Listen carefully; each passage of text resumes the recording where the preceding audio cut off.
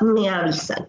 El sistema digestivo lo tienen súper claro, comienza en la boca, termina en el ano. La mayoría son órganos huecos que tienen músculo liso, excepto lo que es la boca, que es lo voluntario.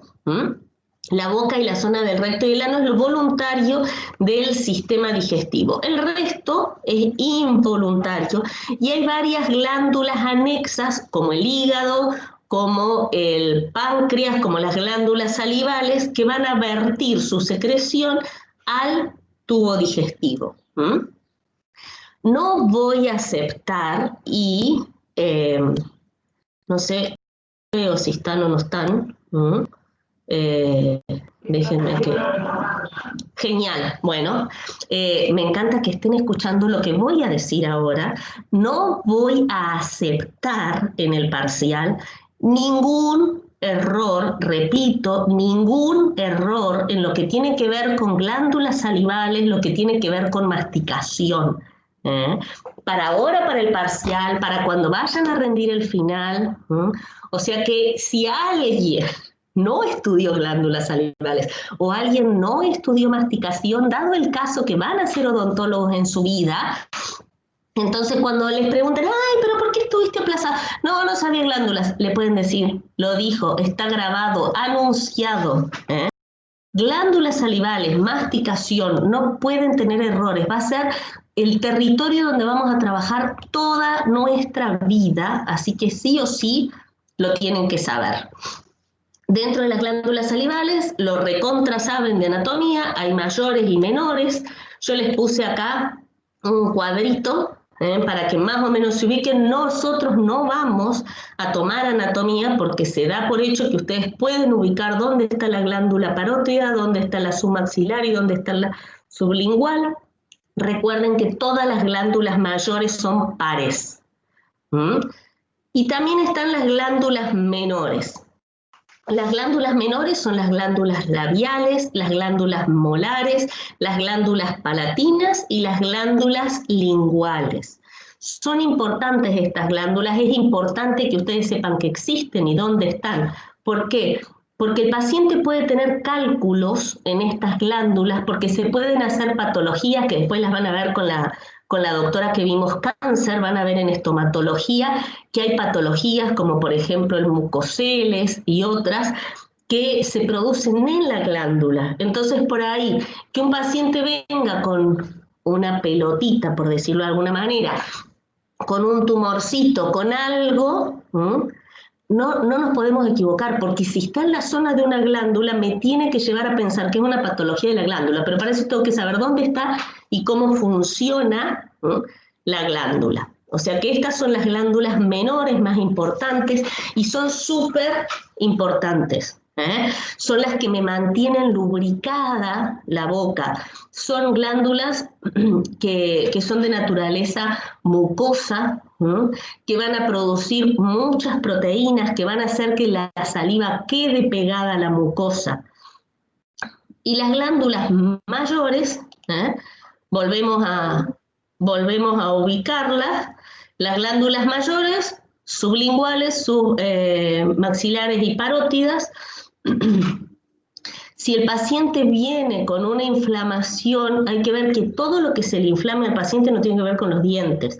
Van a ser dentistas, estamos en el sistema estomatognático y hay que conocerlo todo.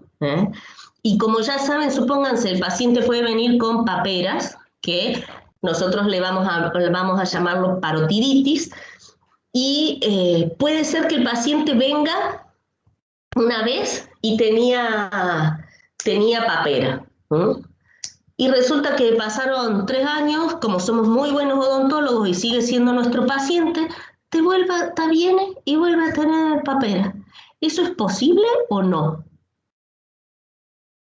Me doy cuenta que estamos en el parcial y yo les pregunto eso. ¿Es posible o no es posible?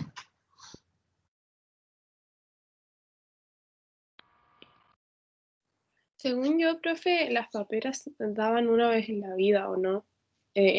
La verdad es que ese es mi conocimiento, pero una de esas no.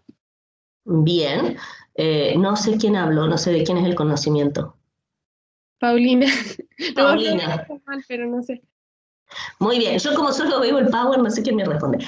Está buena tu respuesta, Paulina, y como ustedes tienen que saber inmunidad para Fisio 2 y lo tienen que rendir, por eso es que se los digo, porque una pregunta así se las puedo hacer en el parcial, está bien, nadie puede tener 2 veces, ¿m? Si ya creó defensas para eso y las defensas son perdurables en el tiempo. Por eso es que uno le pone una vacuna a la persona para que no tenga eso. Hay vacunas que se pone una y dura toda la vida, hay vacunas que necesitan refuerzos, pero uno de los problemas del COVID ahora es que hay gente que padeció el COVID y a los 4 meses, después de los 4 meses, ya no tiene más defensas. Entonces es un poco complicado, pueden tomar recaídas y demás. La situación Profe, es estoy que, teniendo conexión lenta y se trabó un poco. ¿Puedo repetir esa parte después de la vacuna? bien, dame medio segundo a ver si concentro a la compu en una sola cosa. ¿Ahí están viendo mi cara o están viendo el power? Solo el power. Las dos cosas. Ambos. Ah, bien. Bueno, no sé, quise achicarlo para que, bueno, para gastar menos energía, a ver si así estaba bien. La vacuna es contra algo específico. La defensa, que ustedes tienen que saberlo, porque la saliva tiene inmunoglobulinas y defensas, es contra algo específico. Entonces, si una persona se infectó por una bacteria, le dio papera, y tiene la cara inflamada, hinchada, va a decir el paciente y demás, cursa la enfermedad y después de la enfermedad ya no se puede volver a producir una papera bacteriana, no se va a producir si está vacunado. Pero la glándula puede ser infectada por múltiples microorganismos. Existe una papera bacteriana y existe una papera virósica. Por eso es que hay personas que tienen 2 veces paperas en su vida, pero el origen es distinto, el microorganismo es distinto y toda la producción es distinta. Las paperas por una causa bacteriana tienen fiebre de 38, la papera por una causa virósica tiene fiebre de 39, o sea, hay algunas cosas distintas que no nos importa a nosotros, después lo estudiarán en semiología, no nos importa a nosotros la patología, pero sí el hecho de que puede haber un paciente de ustedes que una vez tuvo papera y resulta que vuelve a tener papera. La gente que por ahí desconoce de la salud muchas veces dice, no, es que primero tuvo de un lado y después le dio del otro lado. No, sabemos que cuando un virus o una bacteria infecta el organismo y empieza a circular en sangre, está todo el organismo infectado. No es que primero es de un lado y después es del otro. Pero sí, la particularidad de las paperas es que puede ser de origen bacteriano y puede ser de origen virósico. Entonces el paciente puede tener 2 veces parotiditis por causas microbiológicas. ¿Está más o menos claro ahí? Pero si no, siempre, si tuvieron una enfermedad, ya está, tenemos inmunidad contra esa enfermedad. Crearon linfocitos T de memoria, crearon anticuerpos específicos contra eso. Menos algunos virus como el herpes que quedan acantonados. ¿Alguna dudilla de eso? Genial. Bien. Voy a tener en cuenta que no tenían la duda cuando pregunté. Acá tienen otro para poder ubicar bien cómo están las glándulas salivales y hablamos de las mayores cuando hablamos de la parótida, hablamos de mayores cuando hablamos de maxilar, y hablamos. ¿Por qué es importante que sepan cómo funcionan, qué contienen, dónde están ubicados? Porque el año que viene ustedes van a empezar a ver maniobras que uno hace en el consultorio para poder estimular a que salga saliva, para poder evaluar esas cosas. Las enfermedades autoinmunes muchas veces disminuyen la secreción salival. Y si alguien tiene poca saliva, supongamos, yo les hago exactamente esa pregunta, estamos en el parcial, y como ustedes tienen que saber fisiología y tienen que saber para qué sirve la saliva, tienen que deducir qué cosas se van a producir si alguien no tiene saliva. si alguien tiene, se llama serostomía, cuando alguien no tiene la saliva necesaria. ¿Qué les parece que qué problemas puede empezar a tener una persona? Caries. Sí, señora. Placa. Caries. Caries. Caries, placa, lastimaduras, chicos. Porque imagínense que tengo una mucosa que está seca y ustedes le ponen comida adentro, o se les ocurre comer una galletita que tiene puntas o cosas, la mucosa se lastima, se agrieta, tienen dolor, no hay barrido, no hay lo que se llama autoclisis, entonces hay un montón de caries, de placa bacteriana, hay enfermedad periodontal, hay mayor riesgo de cáncer. Es importante que tengamos en claro cuáles son estas funciones, ya en unas 3 diapos, 4 más abajo lo vemos. Y las otras son las sublinguales, son las glándulas salivales. La cantidad de saliva que se secreta por día, más o menos va entre 800 y 1500 mililitros. El tubo digestivo, si lo cuento en la totalidad, si cuento entre lo que secreta el estómago, lo que secreta el hígado, el páncreas, el intestino, más o menos en la totalidad, el tubo digestivo secreta unos 6 litros por día. Por eso es importante que nosotros mantengamos la cantidad de agua que tomamos. Primero que pueden haber fallas renales y después que el organismo necesita del agua para poder estar secretando a nivel del organismo. Este valor es importante, de 800 a 1500 mililitros es lo que secreta. El pH de la saliva es muy importante. ¿Por qué? Ustedes ya lo vieron en preventiva. Un pH que baja puede ser grave y un pH que aumenta puede ser grave. Un pH que baja puede estar produciendo caries y un pH que aumenta puede producir sarro. Por eso es que por ahí alguien puede decirle, che, ¿qué pasta de dientes buena? Y la gente dice, total, no, necesitan más o menos saber la boca del paciente. Hay pacientes que no necesitan utilizar pasta dental. Hay pacientes que mejor que no utilicen pasta dental. Hay pacientes que por ahí son propensos a tener muchas caries, entonces necesitan pastas dentales que tengan mucho flúor. Pero si alguien que tiene mucho sarro, ustedes le dan una pasta dental que tenga mucho flúor, van a aumentar la producción de sarro, el depósito de sarro. A la misma vez, también tienen que ver que puede ser una persona que al revés, le den una pasta que casi no tenga flúor y resulta que es un paciente porque tiene sarro, entonces a ese le doy una pasta que no tenga flúor, pero resulta que en la familia, como compraron esa, le viene bien a todos y la usan los niños que sí necesitan flúor, entonces comienzan a tener caries. Ese pH es muy importante que lo tengan en cuenta, muy que lo sepan, y yo les voy a mostrar, ahora cuando terminemos con saliva, un power de cómo recogemos la saliva en el paciente. Perdónenme.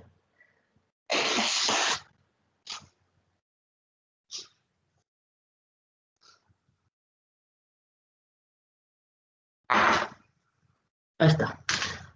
Vivo en todas estas zonas que se han incendiado, que hay problema en los cables, me he venido a un lugar que no es mi casa y se ve que algo me está dando mucha alergia. Bien, entonces ese pH es importante y en el consultorio nosotros podemos analizar el pH del paciente. Si nosotros analizamos el pH del paciente podemos saber qué pasta dental darles, qué es lo que tenemos que hacer. Esta cuestión de la virtualidad no nos va a dejar que nos veamos en la clínica odontológica, pero bueno, yo el año que viene, si quieren, cuando sus compañeros cursen la materia, los invito a que vengan, así que solo lo van a ver por videíto, por Power ustedes, pero sepan que esas cosas las podemos analizar en el consultorio y las podemos saber. ¿Qué tipos de secreción va a haber de saliva? Ya lo saben de histología. Una secreción mucosa, muy rica en mucina, que es una proteína que lubrica todas las mucosas, y una secreción serosa. La secreción serosa es principalmente de la parótida. La parótida solo tiene secreción serosa. Las sublinguales, que acá las sublinguales y las submaxilares es más mixta. pero la parótida es la más serosa. Quiere decir que es la que me va a brindar mayor cantidad de agua. Por el conducto de Stenone, entre X distante, entre el primero y segundo molar superior, va a estar saliendo la mayor cantidad de agua. Y la mayor cantidad de estudios que se hacen de glándulas salivales en los humanos se hace a esta salida de la glándula. Les puse, no es que lo tengan que saber, cómo se vería los conductos y los acinos, cómo se vería en cada una de las glándulas. Fíjense cómo los espacios en la mucosa son mucho más blancos y más grandes que los que hay en la serosa. Y hay algo que tienen que saber sí o sí, que son las funciones. Y es fácil saberse las funciones si sabemos la composición. O si sabemos la composición, es fácil saber la función de la saliva. La saliva va a tener remineralización de los tejidos duros, porque va a tener flúor, va a tener calcio, va a ser humificante, lubricante, limpiadora, porque va a tener mucinas, porque va a estar teniendo proteínas. Si yo me pongo en la boca, alguien que puede tener la boca seca, me pongo agua, pero el agua no queda. ¿Por qué? Porque le falta viscosidad, le falta que esté más espeso, y esa viscosidad se la brindan las proteínas. Mucina, tialina, esas proteínas. Tiene función gustativa y digestiva, porque limpia y nos ayuda a mantener los botones gustativos limpios. Tiene función bactericida porque tiene lactoferrinas, tiene lisocimas la saliva, tiene función amortiguadora. ¿Por qué? Porque va a tener fosfatos, que ahora la tienen reclara, cómo manejamos el fósforo en el organismo, calcitonina, paratormona y vitamina D. Va a tener fosfatos, va a tener bicarbonatos, que son los encargados de regular el pH de la saliva, que dijimos que tenía que estar entre 6 y 7,4, va a ser desintoxicante, va a tener un montón de funciones. De la glándula salival tienen que saber cuál es la composición, cómo se forma la saliva, cuáles son las funciones de la saliva y cómo están las salivales. Esas 4 cosas tienen que saberlas sí o sí. Repito, composición, formación de saliva, funciones de la saliva e inervación de la saliva. ¿Cómo lo vamos a formar? Lo vamos a formar así.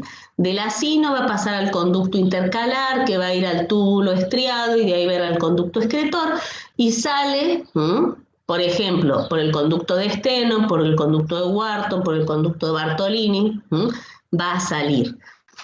O sea que, ¿cómo vamos a estar formando esta saliva?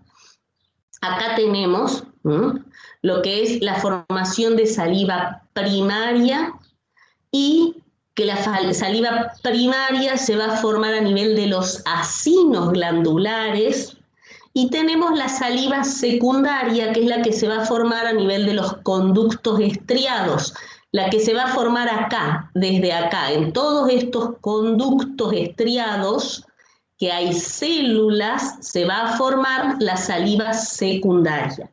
¿Cuál es la saliva final? La que nos encontramos en la boca. La que tenemos en la boca, esa es la saliva final.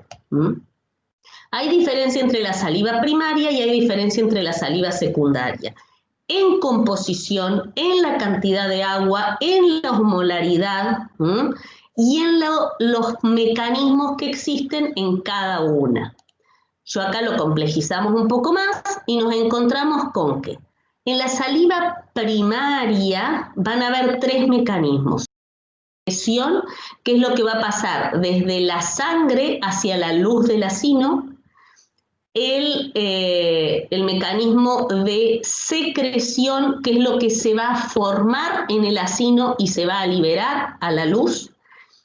Esas son las 2 funciones de la saliva primaria, la de excreción y secreción.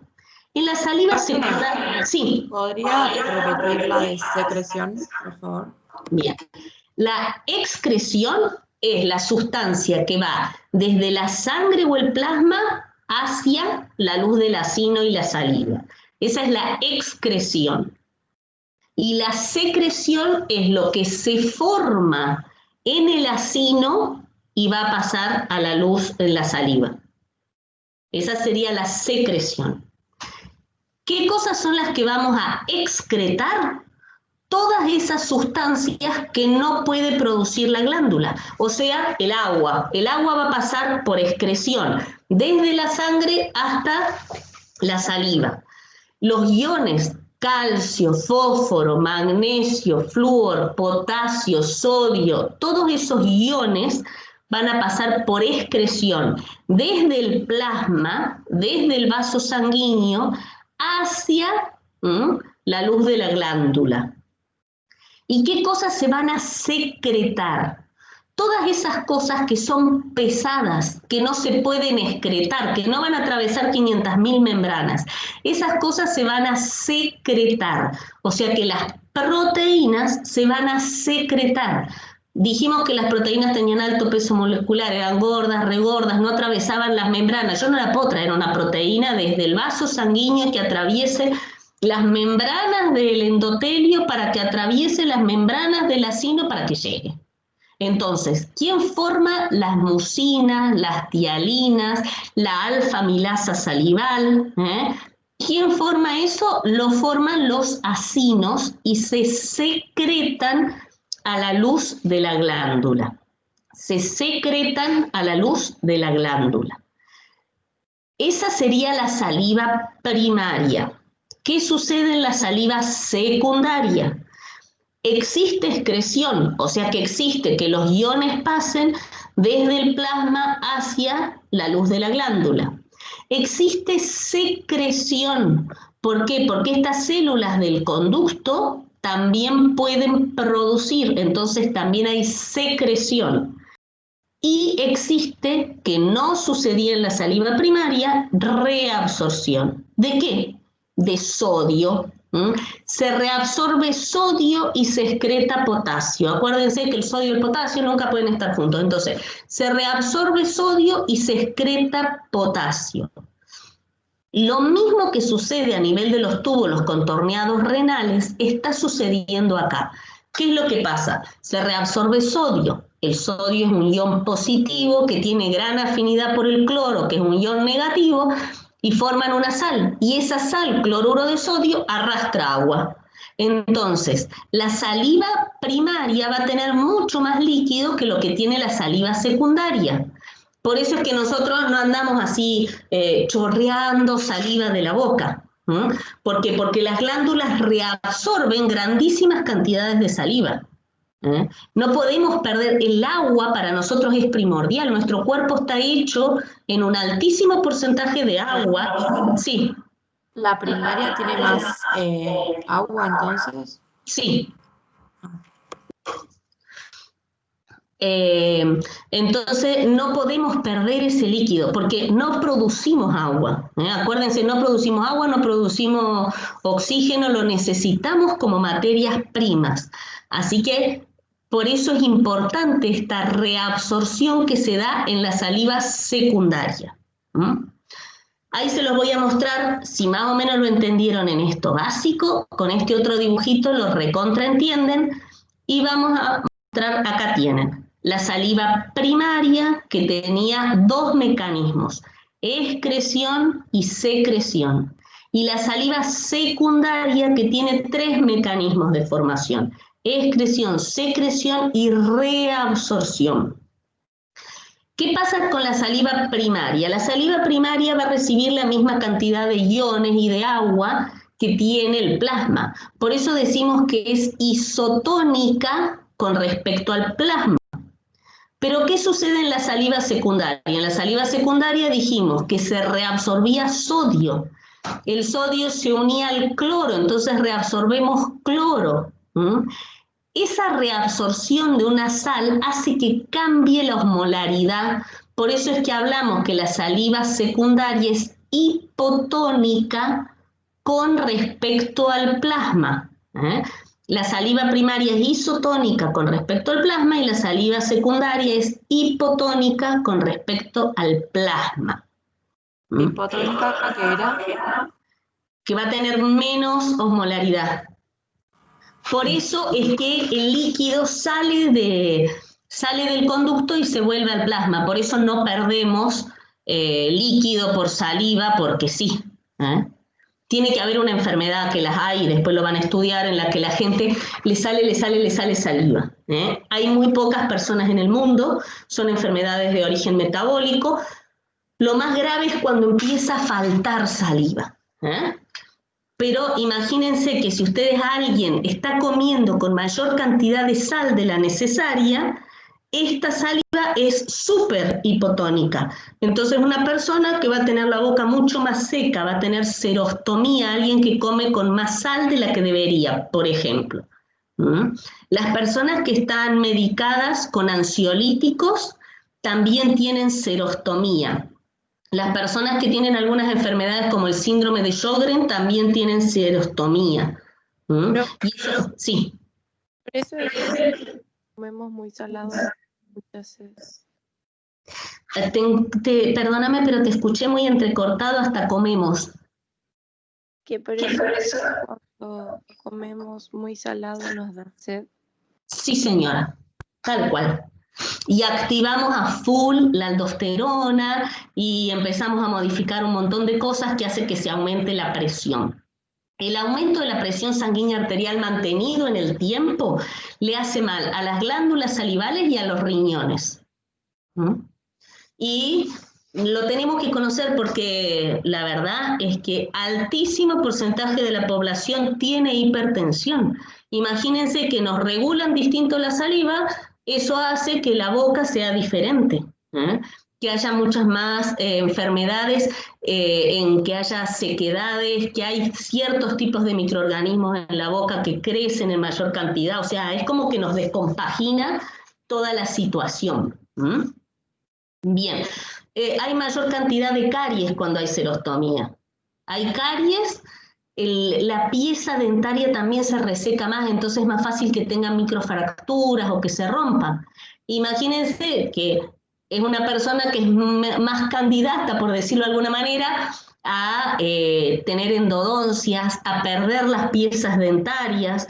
Ustedes le tienen que hacer endodoncia. Hacerle una endodoncia a alguien es como sacarle la savia al diente por dentro. Y encima no le estoy dando saliva por fuera, es fácil que se fracture. Y no es lo óptimo tener que estar poniéndole implantes o haciendo cirugías en personas que son hipertensas. O sea que se nos hace toda una movida complicada. Nosotros ahora subimos el primer escalón de esto. Ya en tercero y cuarto año ustedes van a ir viendo y analizando la situación. Nosotros, ¿qué sabemos? Que una persona hipertensa puede tener la saliva mucho más espesa, puede tener serostomía, puede complicarse a este nivel. Y después, lo que quiero también que les quede súper en claro, y que es como un capítulo aparte en la formación, es que en la saliva tenemos inmunoglobulina A secretoria.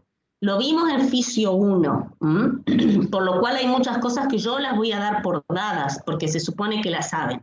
Pero lo vimos en Fisio 1. La inmunoglobulina A secretoria está solo en las secreciones externas. En la saliva, en las lágrimas hay mucha inmunoglobulina A secretoria, en el moco de la nariz, en la cera de la oreja, en el mucus de la vagina, en todas las secreciones externas hay inmunoglobulina A secretoria.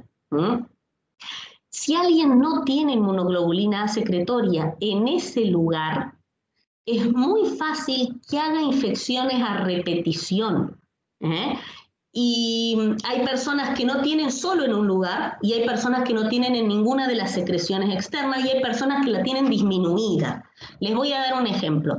Puede ser alguien que tenga falta de inmunoglobulina secretoria solo en la vista, y es alguien que vive con la vista cansada, con los ojos irritados, que hace conjuntivitis a repetición. ¿Por qué? Porque no tiene la suficiente defensa. ¿Qué es lo que sucede en la boca? Es más fácil que formen caries, la enfermedad periodontal persiste, son pacientes que le dicen, ay, pero yo no como casi golosinas, ay, pero yo me cepillo los dientes, y un paciente honesto, al que ustedes le pueden creer. Entonces me tiene que llevar a pensar que puede estarle faltando defensas a ese paciente. Entonces, por ahí no le entraron 200 microorganismos, le entraron 2, pero los 2 que le entraron no tenían nadie que los frene y empezaron a proliferar. En eso es importante que vean la recolección de la saliva, porque yo puedo sacarle a alguien saliva y hacer un estudio. El estudio de la inmunoglobulina A secretoria la hacen en los laboratorios bioquímicos, porque el reactivo es muy caro, por eso no lo hacemos en el consultorio, pero es muy fácil el estudio. Si a alguno de ustedes, por ejemplo, les sucede que tengan caries a repetición, o que tengan gingivitis, o que tengan la boca con mal olor muchas veces, y sin embargo sí se cepillan los dientes, sin embargo no comen cosas dulces, mantienen la higiene y persiste el problema, pueden hacerse un análisis, no duele nada. En el sanatorio ahí en Entre Ríos, en la Villa, lo hacen, así que no hay problema. El análisis es muy fácil. En un tubo de ensayo así chiquitito, cuando se levantan a la mañana, sin cepillarse los dientes y sin haber comido nada, así como se levantaron con la boca, van al laboratorio y escupen en ese tubito de ensayo, y de ese tubito de ensayo se hace el análisis. En el consultorio también podemos hacerlo. Si tenemos el tubito de ensayo, lo ponemos en la heladera y lo llevamos al laboratorio, Entonces, a esa saliva se le hace el análisis. Si la inmunoglobulina A secretoria está disminuida, pues que hay que aumentarla para poder darle solución. Hay veces que está disminuido en todo, y nosotros podemos ser los primeros en darnos cuenta y ayudar a esa persona. O sea que tratemos de tenerlo en cuenta como una posibilidad. Sobre todo en las mujeres, en el momento del parto, como hay mucha infección que no se dan cuenta, pueden infectar al feto y demás. Generalmente después de eso se empiezan a analizar todas las inmunoglobulinas A secretoria. Pero nos podemos haber dado cuenta nosotros primero y lo mandamos al inmunólogo y se soluciona fácil, rápido y bien. Al principio modifican la dieta y si no, después le dan medicación al paciente y lo pueden normalizar. ¿Y cómo se forma la inmunoglobulina A secretoria?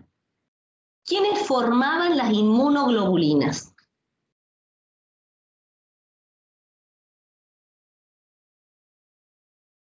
¿Cómo quiere formar?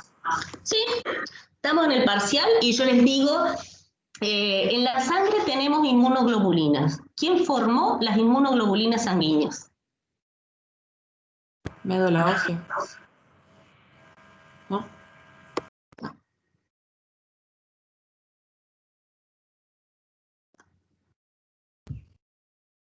Chicos, miren que el año que viene le puedo sumar muchos alumnos a la UAP, así. Va a tener 500 en segundo. Bien, los linfocitos. ¡Ay, me gustó! Y si no es mucha exquisitez, ¿qué linfocito?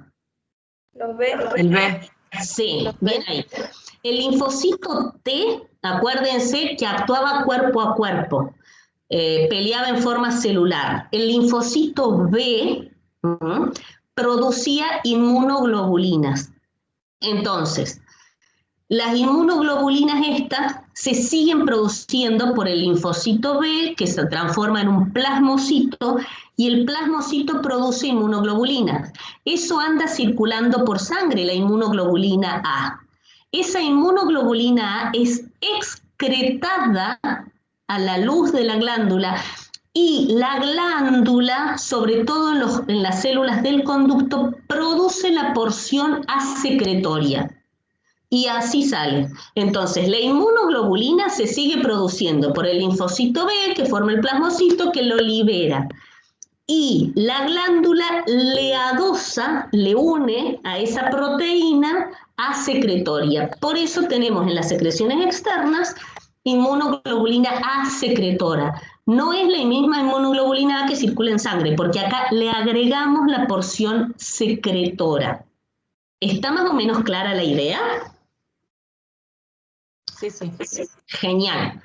Otra cosa que uno sabe, si saben o no saben inmunidad, si saben o no saben homeostasis, que habíamos dicho, y lo tienen que saber, la cantidad de proteínas que tiene el cuerpo. El cuerpo tiene 7 gramos por 100 mililitros de proteínas. ¿Qué proteínas teníamos? El fibrinógeno, que actuaba en la coagulación, tiene las albúminas que actúan como transporte, y llevaban la bilirrubina, por ejemplo, son las que mantienen la presión oncótica, y tienen las globulinas. Esas son las proteínas plasmáticas, las alfa, beta y gamma globulinas. Todas las proteínas plasmáticas, menos las gamma globulinas, se forman en el hígado.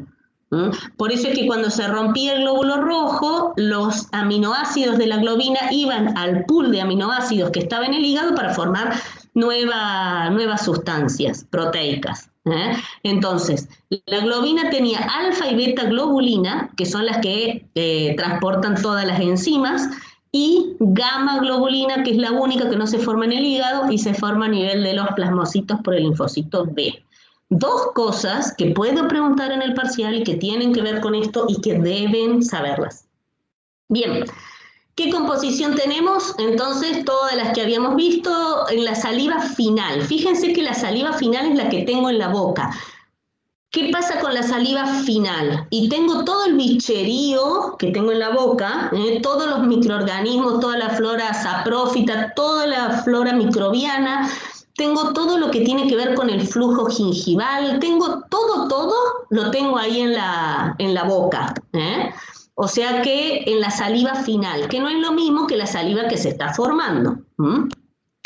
La regulación nerviosa, no voy a detenerme mucho en esto, porque ustedes lo deben recontra super hiper archi hiper saber desde nervioso. O sea que piensen una cosita, que no sepan regulación nerviosa quiere decir que no saben 2 de las 4 bolillas que tienen que saber. 2 bolillas equivalen al 50%, o sea, están aplazados porque ya no saben el 50% de la materia. Así que es súper importante. Esto me muestra lo que ya vimos en el sistema nervioso de cómo están inervadas las glándulas salivales, que tienen una inervación simpática. ¿Se acuerdan que del segmento toracolumbar emergía hasta el conducto cervical superior? Y de ahí va la glándula parótida y submaxilar, porque se creía que la sublingual carece de inervación, y desde el núcleo salival superior y el núcleo salival inferior iban a ir por el glosofaringe y por el séptimo par a la submaxilar y sublingual por el séptimo, y al noveno por la parótida. Acá está exactamente lo mismo, acá tienen dibujaditas las glándulas, cómo salen de los centros cervicales, de los centros salivales, de los núcleos salivales. Acá estamos en el ganglio óptico y vamos a la parótida, y cómo sale la simpática, asciende hasta el nervio cervical y sale. Y para que vuestro cerebro, acá tenemos una parte de la inervación que es la parasimpática, acá tenemos la otra a full, que es la simpática de la glándula submaxilar. Fíjense cómo viene acá la parasimpática y la simpática para la submaxilar, y para la sublingual consideramos que no tiene inervación simpática. Y por el bien de ustedes, les puse exactamente el mismo cuadrito que habíamos usado en nervioso. El núcleo salival superior iba por el séptimo par al ganglio submaxilar y a la glándula submaxilar y sublingual. ¿Se acuerdan que les dije? Todas son letras S. El superior por el séptimo par, que va al submaxilar, que va a la submaxilar y a la sublingual. Y los otros no hay ninguna S. El inferior por el glosofaringeo al óptico a la parótida. ¿Qué pasa con la inervación simpática? Primero y segundo segmento torácico, porque el simpático solo tenía emergencias toracolumbar, va al ganglio cervical superior y de ahí va a la glándula parótida y a la glándula submaxilar. ¿Cómo estaba formada la saliva? A nivel molecular, es lo mismo que estudiaron, que utiliza como segundo mensajero para el parasimpático los receptores de acetilcolina, colinérgicos muscarínicos. Utilizan el trifosfatidildinositol, que actúa sobre el calcio y aumenta la secreción proteica, estimula la calicreína, la bradiquinina, y esto producía la vasodilatación. Acuérdense que el parasimpático solo tenía receptores a nivel del rubor y genitales, no en glándulas salivales. ¿Qué es lo que sucede con la inervación? bien, estoy en esta. ¿Qué es lo que sucede en la inervación simpática? Los receptores adrenérgicos alfa y beta utilizaban los alfa, el trifosfatidildinositol, los beta, el AMP cíclico. Siempre el trifosfatidildinositol hace que aumente el calcio, es lo mismo que sucede a nivel muscular. Y tanto el AMP cíclico como el calcio son formadores de proteínas, pero a la misma vez, ¿se acuerdan que teníamos la glándula y decíamos que producía vasoconstricción, el simpático en todos los vasos? Eso hace que se aleje el vaso sanguíneo de la glándula, entonces la excreción tiene que ser mucho mayor la distancia, por eso hay menos excreción, por eso consideramos que la saliva simpática es viscosa, filante, rica en proteínas, porque las proteínas se siguen formando, porque las proteínas se forman por secreción, y pobre en agua, porque lo que disminuye es la excreción. Por eso cuando se ponen nerviosos, la boca se torna espesa. Acá un cuadrito para que más o menos puedan recordar cada uno. Y acá empezamos a tener otro cuadrito. ¿Por qué? Porque en la saliva tenemos lo que consideramos reflejos condicionados y no condicionados. En primer lugar, tienen que recordar que la salivación es un reflejo. ¿Se acuerdan que dijimos que los reflejos se resolvían a nivel segmentario y que eran innatos? No podemos pensar en estar secretando saliva. Un feto nace, el bebé nace ya con el reflejo de la salivación.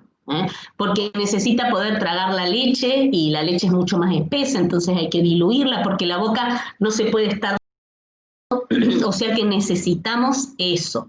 ¿Qué quiere decir esto? Que necesitamos el reflejo de la salivación, que para producir este reflejo tengo dos formas. Una forma que es el reflejo condicionado y una forma que es el reflejo no condicionado. Los no condicionados son con los que nacemos. Siempre nacemos secretando y produciendo saliva. Esos son los reflejos no condicionados. Los reflejos condicionados, en los que voy a tener distintos estímulos que en algún momento lo tuve que meter dentro de la memoria, o sea que actuó la amígdala, actuó el hipocampo, actuó el cerebro, actuó corteza, actuó un montón de cosas. Lo tengo que meter dentro de la memoria. Les doy un ejemplo.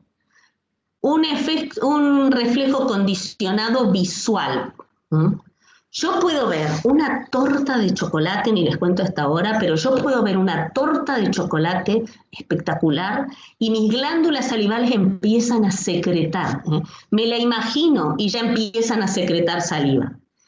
Yo puedo ver una anguila en el mejor restaurante asiático del mundo, una anguila y que la gente pague fortuna y que la vea y se desespere por esa anguila tan espectacularmente cocinada, pero como yo nunca en mi vida comí anguila, a mí me da lo mismo, mi glándula salival no va a su secreción porque yo vea una anguila, O sea, en algún momento tuve que verlo, tuve que comerlo, y después que lo memoricé que era bueno, mi glándula salival va a secretar cuando yo lo vea.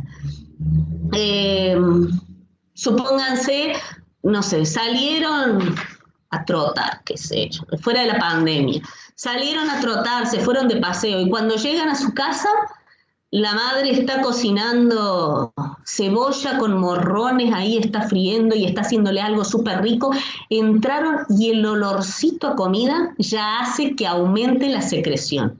Ahora, yo voy a una estación de servicio, huelo a nafta y mis glándulas salivales no aumentan la secreción. No es que todos los olores me van a aumentar la secreción salival. Solo aquellos olores que yo haya memorizado, que tienen que ver con la comida, que yo necesite la saliva, y me hayan gustado. Si no me gustó, tampoco.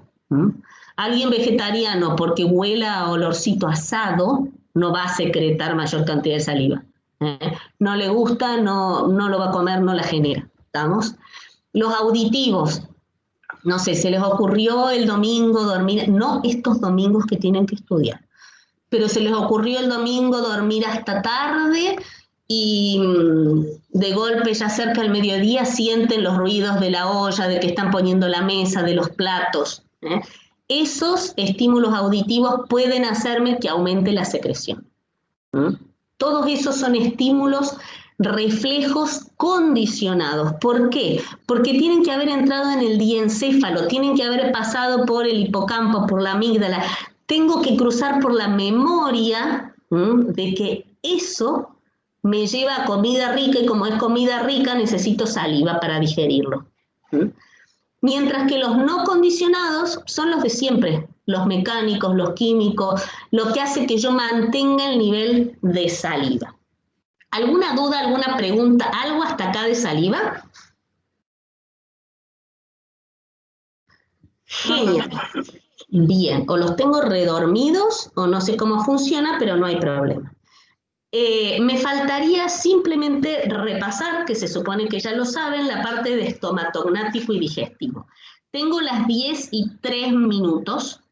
Nos quedemos con recreíto hasta las 10:10, supónganse, así les da como para abrir la ventana, respirar oxígeno, tomar agua y nos volvemos a sentar. Profe, ¿no hay odonto Sí. preventivo? ¿Qué? ¿No hay odonto preventivo?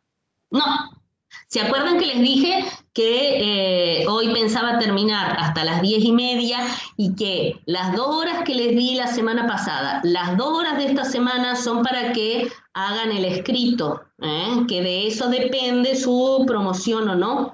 O sea que nada, esas 2 horas son para que solos o con el compañero, con el que quieran, solos o de a dos, escriban el cuento que tiene que tener de 3 a 5 carillas. Así que solo por eso. Yo le escribí ahí hoy, no sé si lo leyó. ¿Hoy me lo mandaste? Sí. No. Acá en el chat de acá. Que había Ah. llegado tarde porque no me conectaba al internet. Bien, no alcancé a leer nada. No alcancé a leer nada, es lo que está dando la clase. No sé quién es la que me lo está contando.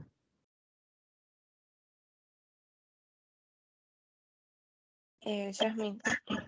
Yasmín, bien. Ahí está, ahí anulé el coso. Así aunque sea veo la letra del que habla. No me fijé, pero ya lo registro en esta segunda etapa, ya nomás lo registro sin problema. No hay historia. ¿Y quería saber si se está grabando la clase? Sí, se está grabando la clase. Genial. De todas maneras les dije que les voy a mandar el Power con todo. Les voy a poner lo que yo estoy pasando y después como un resumen para que puedan por ahí empezar a verlo, así les rinde más las clases de los profes. Nos quedan 2 sistemas, digestivos y renal, para ver y que entran en el parcial, pero se los voy a subir hoy a la tarde recién al Power. Como muy mal a la noche, pero hoy se lo subo, o sea que lo que estoy dando ahora lo van a tener, así que no hay problema. ¿Alguna otra dudilla o pregunta? Bien. Estoy viendo que son las 6:00. Nos tomemos recreíto hasta las 1:15. Así alcanzan a mover las piernas y nos volvemos a ver.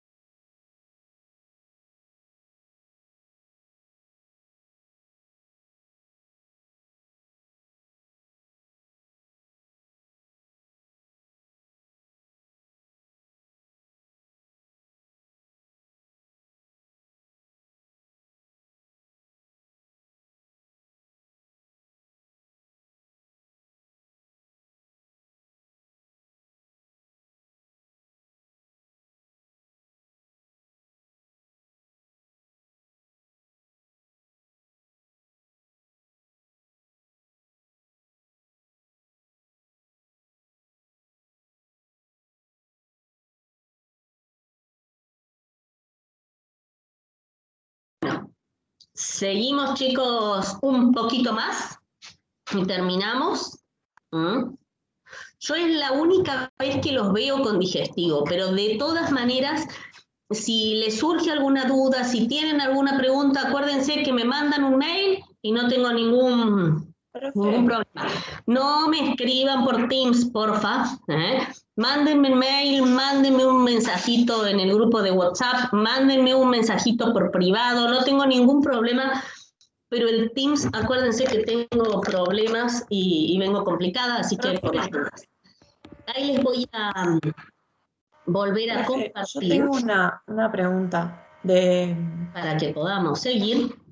Y acá estamos. Habíamos terminado en los reflejos de salivación y ahora vamos a empezar a incluir lo que nosotros vimos en nervioso, con estomatognático, con digestivo. Y empezamos porque todo lo que sea dolor es la mayor demanda, no debería ser. La realidad es que no debería ser.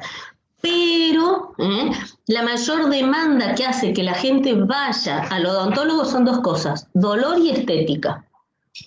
O sea que, y la mayoría cuando le duele, que no es lo mejor, pero bueno, es la realidad de lo que hay. O sea que tenemos que conocer el dolor. Todo lo que es sensibilidad del dolor vuelve a entrar acá en digestivo. Así que recuérdenlo. Los neurotransmisores para el dolor, se supone que ya lo saben, los neurotransmisores eran la sustancia P y el glutamato para el dolor rápido, la sustancia P para el dolor lento. ¿Cómo podíamos anular el dolor? Con las encefalinas, con las endorfinas, con la morfina. Este mecanismo que tenemos de esto y de esto, se supone que ustedes ya lo tienen que saber cuando vayan a farmacología. La fisiología es lo que ustedes tienen que saber ahora, o sea que sí o sí lo tienen que ver. Acá les volví a poner el cuadrito del tálamo, porque nosotros tenemos que saber todo lo que tiene que ver con las sensibilidades, todo lo que... Ay, me están cargando. Profe.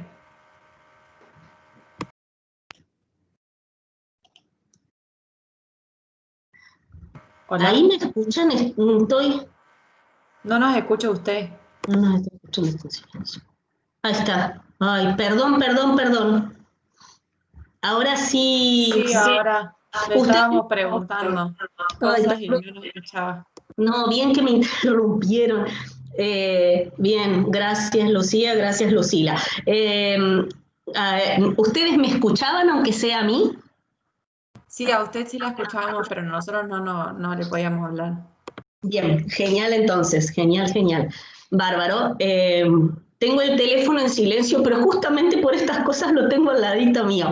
Bien, no sé cuál era la duda, vuelvo a compartirles, a ver, no sé, ¿dónde estaba la duda, la pregunta? No, en realidad yo le iba a preguntar sobre otra cosa antes de que usted empezara. Sí, Era sí. que yo, había una parte que se mencionó mucho en el parcial, que decía de acción directa, y ahora usted volvió a nombrarlo. ¿A qué se refiere cuando decía acción directa? O sea, ¿a que activa a la MPC o a qué sería? Bien, hay dos veces en las que hablamos de acción directa o mecanismo directo y acción indirecta o mecanismo indirecto. Hay dos veces. Una es la parte molecular, que tiene que ver con esto, con todo lo que sea de naturaleza proteica va a tener acción indirecta. ¿Por qué?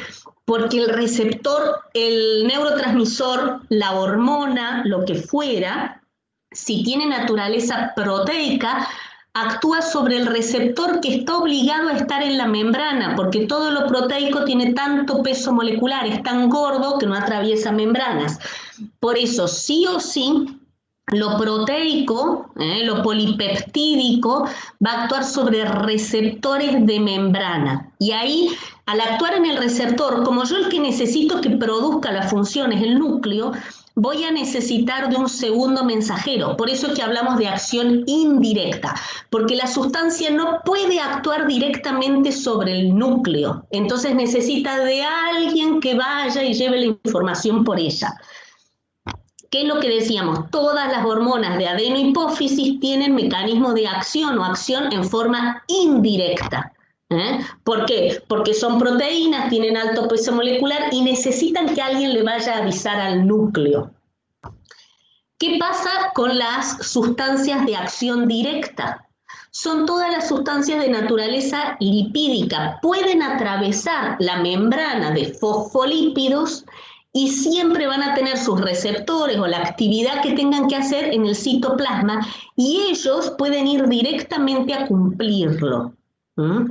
Eso es cuando hablamos de directo o indirecto, en lo que tiene que ver con el mecanismo de acción intracelular. Lo que tiene que ver con saliva, todo es indirecto, porque la adrenalina y la noradrenalina son catecolaminas que tienen mecanismo de acción indirecto, por eso tienen los receptores alfa y beta en la membrana. Todo lo que es parasimpático utiliza acetilcolina y los receptores muscarínicos están en la membrana. Todo está en la membrana en el mecanismo de acción indirecto, está en el citoplasma en el mecanismo de acción directo. Eso es, que acá se los puse, mecanismo de acción, pero sepan que todos van a ser indirectos. Eso es cuando yo hablo de la acción o el mecanismo de acción intracelular. Y también puedo hablar de la acción de la sustancia cuando hablo en algo más macro, no tan micro, sino en algo más macro. Y cuando hablo en algo más macro, cuando estoy diciendo algo así, ya no me refiero a lo celular solito, sino, por ejemplo, si yo digo la somatotrofina actúa en forma indirecta. ¿Por qué? Porque la somatotrofina estimula la somatomedina y la somatomedina va y actúa sobre lo que yo esté determinando. Ahora, yo les puedo decir, la ocitocina actúa en forma directa, va derecho al músculo liso. ¿Está más o menos la idea de directo e indirecto? Sí, quedó súper claro. Bien. ¿Alguien tiene alguna otra duda? Sea de lo que sea, de cuando sea, ¿no hay problema? Ok. Cuando estudien fisio tienen eso, chicos. Tienen que poder relacionar, tienen que poder integrar muchísimo. O sea que el conocimiento que ya pusieron se contabiliza como que ya lo saben y en esto lo tengo que seguir integrando y usando. Y uno no va a volver a decir lo mismo que repitió, en menos cuando lo repitió exactamente este año. O sea que por ahí al estudiar puede que se olviden de algo, puede que algo no logren unirlo, integrarlo. Fisio, mientras más se estudia, más dudas y cositas pueden surgir. O sea que no se preocupen en mandarme mail, en preguntarme, porque hay dos opciones para que no pregunten. O son Guyton o no están estudiando. Esa es la matemática. Y en general, en general y no en general, la gente que me preguntó dudas antes de este parcial, me fijé en controlar, todos están aprobados. Toda la gente que está aplazada no tuvo ninguna duda. La gente que está aprobada, o sea, la gente que preguntó, toda está aprobada. La mayoría con muy buenas notas, pero todos están aprobados. Los que no tuvieron ni una sola duda, están todos aplazados. O sea que fíjense, o son las notas más bajas, fíjense que o estudian a último momento, o lo están menospreciando, o les está complicando. Entonces traten de estudiar con tiempo, traten de sacarse las dudas, traten de verlo. Sobre todo fisio, que es una materia troncal, que la van a necesitar para todas las otras materias. Hay por ahí, no en época de pandemia, por supuesto, pero por ahí hay un montón de cosas en las que se hacen convenios de unas facultades con otras. Y las universidades tienen como convenio, por decirlo de alguna manera, y en general todas las universidades. Entonces, puede haber intercambio de alumnos y puede haber intercambio de profesores. Acá existe que un profesor puede ir a dar 6 meses clase en una facultad, incluso hay facultades del extranjero con las que tenemos convenio, hay facultades con las que la Argentina incluso tiene convenio, y nada, van y dan clase en inglés o en alemán, y hay alumnos que pueden venir y cursar. De esas facultades que tienen convenio pleno, se llama, en odontología existe, supónganse, puede ir ahora hay alumnos de Chile, puede venir un alumno de Chile, cursar tercer año en la Argentina, volverse a Chile y seguir desde cuarto. Nunca perdió año, ¿por qué? Porque se convalida el cruce y puede haber un alumno de Córdoba que vaya a hacer cuarto año en la facultad en Chile y vuelva y sigue en quinto. No perdió año y siguió. Hay materias que son las que tiene como cada facultad, cada país, tiene como materias específicas, por ejemplo, legal, no va a ser igual en todos los países, cada país es distinto, pero sí se toman materias como troncales y para poder aceptar ese alumno se toma como un examen de solo esas materias que tienen que saber. La materia de primer año que se toma es anatomía, la materia de segundo año que se toma es fisio. Yo les digo, por ejemplo, el caso de estos chicos chilenos que vinieron a cursar. Yo hice 20 preguntas de toda la materia. El profesor de Chile hizo 20 preguntas de toda la materia y los alumnos rinden eso. Todas son múltiples opciones porque es lo más objetivo. Contestó bien mal, contestó bien mal. No hay subjetividad en no, a mí me parece, me hubiera gustado que diga no. Tiene que marcar esta y ya está. O sea que traten de estudiar fisio, porque imagínense que es así, es como súper importante para el resto. Si saben fisio es más fácil que sepan pato, si saben bien fisiología es más fácil que sepan semio, si saben bien fisiología es más fácil que ustedes después a las materias clínicas las puedan entender, las puedan aplicar y no que, bueno, no importa, no lo sabía, y lo seguimos carreando al no lo sabía, o sea que traten de estudiar, y no importa cuántas dudas les surjan, me mandan, no tengo problema. Esto lo había dicho, que todo lo doy por dado, les puse exactamente la misma diapo para que no haya problema, todo lo que tiene que ver con dolor lo tienen que saber, todo lo que tiene que ver con el sistema de analgesia lo tienen que saber, y acá en digestivo tienen que saber todo, y repito, todas las vías, por eso es que les puse el tálamo acá, tienen que saber todas las vías. Acá tienen, por ejemplo, en general, las vías que van a ascender hasta bulboprotuberancia, los núcleos van a ir al tálamo, del tálamo a corteza. Acá repasamos el núcleo mesencefálico, sensitivo principal o protuberancial, el oral, el interpolar, el caudal, qué iba llevando cada uno, o sea, sí o sí necesitan saberlo. Todo eso mismo que estudiamos en nervioso, ahora la boca es lo primero del sistema digestivo, o sea que todo eso lo tienen que súper saber para el sistema digestivo. La vía propioceptiva, ¿se acuerdan que usaba los receptores propioceptores, que podían ser el ligamento periodontal, el órgano tendinoso de Golgi, que casi no hay en el sistema estomatognático, y el uso neuromuscular? Soma de la primera neurona en el núcleo mesencefálico, se hacía contralateral, ascendía al tálamo, del tálamo iba al núcleo ventral lateral, y de ahí ascendía corteza premotora y motora. Las otras vías que teníamos, la del tacto fino, que tenía como receptores Meissner y Merkel, soma de la primera neurona en el ganglio de Gasser, soma de la segunda neurona en el núcleo principal o protuberancial, se hacía contralateral, iba al tálamo, al núcleo ventral posteromedial, y de ahí ascendía corteza somatosensorial 1, porque el tacto fino era una sensibilidad discriminativa, precrítica, exacta, precisa. ¿Qué es lo que sucedía con el tacto grueso? También usaba Meissner y Merkel, de ahí soma de la primera neurona en el ganglio de Gasser, soma de la segunda, la mayor cantidad en el núcleo oral, se hacía contralateral, ascendía al tálamo, al núcleo ventral posteromedial, y de ahí va corteza somatosensorial 2, porque es tacto grueso, quemante, impreciso. El receptor para la temperatura eran termorreceptores, soma de la primera neurona en el ganglio de Gasser, soma de la segunda neurona, la mayoría en el núcleo interpolar, de ahí se hacía contralateral, ascendía al tálamo, al núcleo ventral posteromedial, y de ahí va corteza somatosensorial 1 y 2. ¿Qué sucedía con el dolor? El dolor rápido iba a utilizar los nociceptores, soma de la primera neurona en el ganglio de Gasser, soma de la segunda neurona en el núcleo caudal, principalmente todo en la parte superior, pueden encontrar algunas fibrillas en el interpolar. Se hacía contralateral, iba al tálamo, al núcleo ventral posteromedial, y de ahí iba corteza somatosensorial 1, porque es dolor rápido.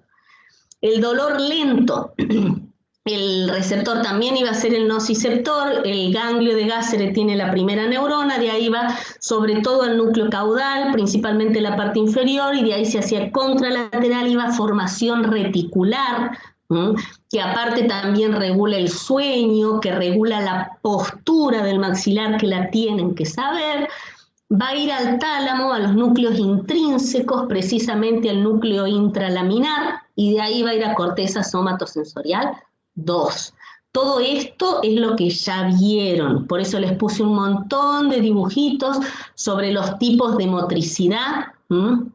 Cuando hablamos de masticación voluntaria del sistema digestivo, cuando hablamos de motricidad automática del sistema digestivo, cuando hablamos de motricidad refleja del sistema digestivo, tienen los cuadritos, les volví a poner todo lo que sea reflejo, yo les voy pasando, si alguien tiene alguna duda es exactamente todo lo mismo que ya estudiamos, así que si alguien tiene alguna duda, me avisa. Acuérdense que para mantener la postura necesitábamos el reflejo miotático simple, que para el cierre era este reflejo miotático simple. El receptor iba a ser el uso neuromuscular, iba a ir directamente al núcleo mesencefálico, no tenía soma neuronal en el ganglio de Gasser, iba a ir al núcleo motor donde estaba la motoneurona alfa, y de ahí iba a producir la contracción para el cierre bucal. No nos importa ahora la parte de cuerpo y extremidades, porque estamos en sistema digestivo, pero sí nos importa la boca, que pertenece al sistema digestivo. Pero para que recuerden, sí. O sea que, no, iba a hacer una pregunta pava, pero era porque pensé que teníamos parcial escrito, le iba a preguntar si teníamos que volver a estudiar esto, pero para digestivo. Pero sí, igual de todos modos lo tenemos que estudiar a todos. Sí, porque el parcial es de todo. O sea que, y así les tomara solamente digestivo y renal. En digestivo todo lo que es boca lo tienen que saber, todo lo que es masticación, así que sí, de una. No da para escrito porque va a ser oral. De todas maneras, si a alguno le es más fácil dibujando algo y quiere ir dibujando y que uno va viendo en la cámara, podemos negociar, pero no va a ser oral. Así que no hay drama. Acá tienen el reflejo miotático simple. Todos estos, acuérdense que son reflejos de cierre. También teníamos los reflejos de apertura a partir de un propio sector, por ejemplo el del ligamento periodontal. Y acuérdense que en el reflejo de apertura necesitábamos inhibir a los músculos elevadores que tienen muchos neurotransmisores, muchos usos neuromusculares, mientras que los músculos depresores casi no tienen uso neuromuscular y son mucho más débiles. También podíamos abrir la boca desde el dolor, partiendo de un nociceptor, donde lo que cambia es lo sensitivo, la orden que doy, pero lo motor es todo igual. Les puse varias diapos, cómo mantener la postura del maxilar, todo lo que tiene que ver con que el estímulo va a cambiar. Para cerrar la boca partía de una apertura. Para mantener la postura del maxilar voy a partir de formación reticular que activa la motoneurona gamma, que como todas las motoneuronas se va a encontrar en el núcleo motor junto con la alfa, pero el estímulo va a ser la motoneurona gamma, que va a ir a los extremos contráctiles del uso neuromuscular. Entonces, se va a ir a estimular solo algunas fibras, no todo el músculo. Si estimulo todo el músculo, tengo movimiento. Como estoy en postura, solo voy a ir a algunas fibras. Todas estas diapos son las que en algún momento vieron, pero para que les sea fácil de repasar, la motricidad voluntaria es cuando decido abrir la boca, cuando viene la orden desde arriba para abajo y yo estoy decidiendo que voy a abrir la boca. La motricidad automática es la que tiene que ver con el centro masticatorio, o sea que sí o sí lo tienen que saber. Y se los voy diciendo sí o sí porque con el dolor del alma, si no saben glándulas salivales y no saben masticación, chicos, no pueden ser dentistas. O sea, no podemos pasar la materia. Por eso es que se los digo, queda grabado, todos los escucharon. O sea que lamentablemente tienen que saberlo. Todo lo que tenga que ver con glándulas salivales, todo lo que tenga que ver con masticación. Estúdienlo, fíjense. Si no entienden, pregunten. El momento del parcial no es para preguntar. Desde acá hasta el parcial tienen un mes. Ese es todo el tiempo que ustedes tienen para poder preguntar. Acuérdense que la masticación va a pasar por el centro masticatorio. No mastico igual bife que flan. No me muerdo, masticando no me muerdo la lengua. Y todo eso tiene que ver con los centros con los que se relaciona el centro masticatorio. No va a ser igual mi masticación si estoy contenta que si estoy triste, si voy caminando que si estoy sentado. Y todo eso tienen que poder explicarlo. A esta altura no tienen excusa. Les puse algunas cositas sobre deglución, que ya después lo van a ver. Tiene como distintas etapas la deglución. Lo voluntario solo es lo que tiene que ver en la boca, lo que decido o no decido. Después siempre va a ser reflejo. No es que yo voy a poder parar el bolo alimenticio a nivel del esófago y decir, acá se queda. No. O sea, una vez que pasó el velo del paladar, ya llega al estómago, nos guste o no nos guste, no importa que estén haciendo la vertical, si ustedes tragan algo, si ustedes degluten algo, va a ir al estómago aunque sea en contra de la fuerza de la gravedad. ¿Por qué? Porque en la deglución existen estos movimientos y va a atravesar el cardias, que es el primer esfínter que tienen ahí desde el estómago. Y después de esto, como llegamos al estómago, nada, les dejo ahí para que ustedes lo puedan seguir viendo desde el... Ahí está. Para que ustedes puedan seguirlo viendo en el Power que se los voy a subir ahora al aula. Así que todo lo que quieran estudiar tienen material. Los libros en general, todo lo que es digestivo está súper claro. Lo que pasa es que es largo y tiene un montón de cosas que se dan por sabidas de otras. Porque se supone que estudiaron nervioso, porque se supone que estudiaron endocrino. Entonces todos esos conocimientos previos tienen que existir para poder arrancar con digestivo. ¿Alguien tiene alguna duda, alguna pregunta, algo que quiera o necesite saber? Bien. No. Genial. Si nadie tiene ninguna duda, ni ninguna pregunta, ni nada, yo los dejo hoy. Después ¿Puede preguntar de algo de preventiva? Sí, pregúnteme. Con respecto a los temas que entraría también lo que dieron de periodoncia y cáncer.